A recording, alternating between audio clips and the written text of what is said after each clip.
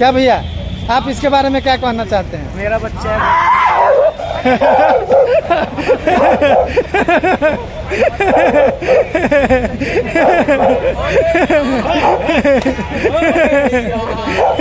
अरे तेरा नहीं सट जाएगा और बंगनी मन से चिपक जाएगा।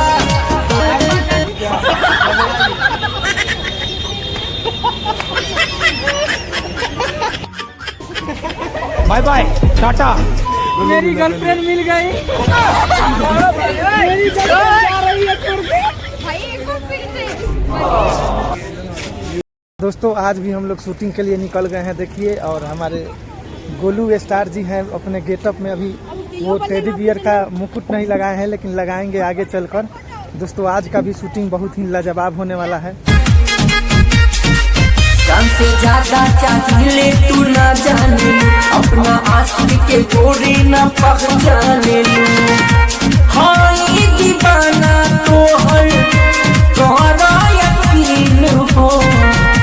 हाँ ये दीवाना तो हर तोहरा यकीन हो। तोहरे ही नाम से हमर धड़केला दिल हो।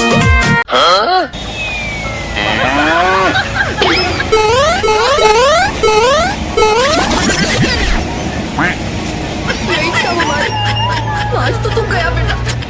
By bye Tata.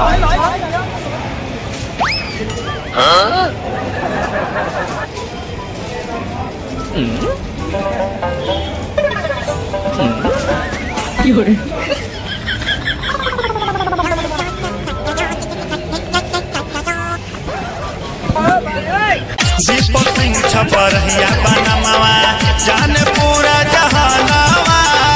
देव शंकर सन फिदा बतोह पर देख के सुनर बदा